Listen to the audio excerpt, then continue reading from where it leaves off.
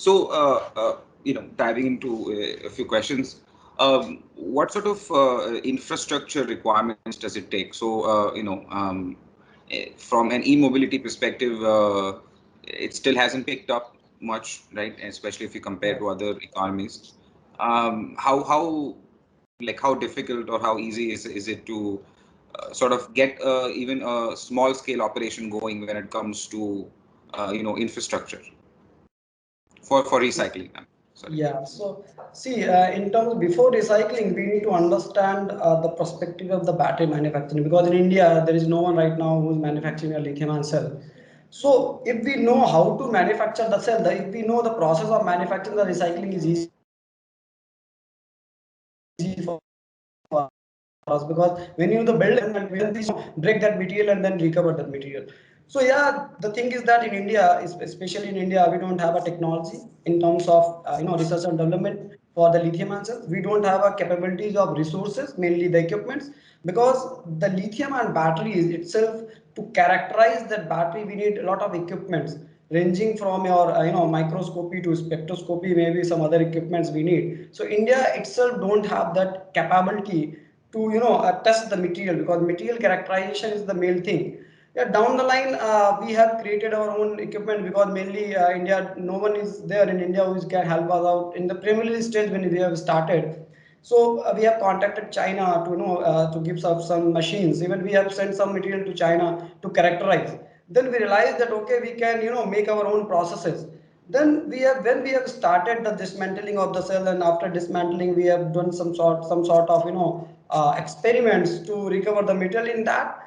Yeah, we need three things. One is the equipments, second is the process, and third one is the machinery part, which you need to dismantle the cells, because these batteries comes into the electronic waste management, right? And these are very hazardous to even to even a recycle, because this contain a very flammable material, flammable, that is electrolyte, that may got a flammable thing.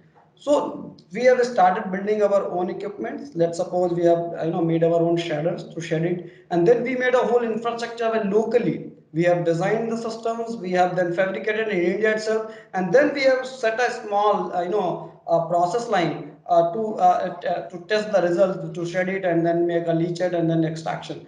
The whole small laboratory scale we have made in our laboratory, because we are incubated in BML Manjar University laboratory. So they have a huge infrastructure in terms of laboratory.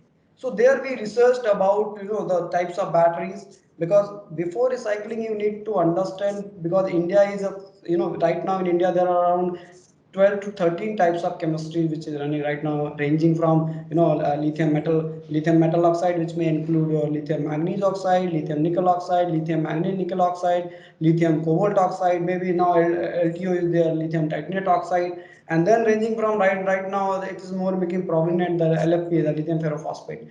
So first we need to understand, because there are a lot of chemistries in India. So based on that we made an infrastructure, and mainly in the infrastructure we need the equipment. Let's suppose a scanning electron microscopy, which is already having a big cost, maybe ranging from 1 crore to 2 crore is that itself for one equipment. For scanning electron microscopy, then you need XRD to test your compound. What are the compound is there inside the battery, you need to test that. So that means you need a great infrastructure to build it. Already for us it was a great help from the laboratory from Jar University. So they helped us to give their equipments, and based on the equipment we have made an infrastructure ranging from equipment to process and then the extraction part. Okay. I that's fantastic. Getting some help from institutions like that always tends to get things going so quicker.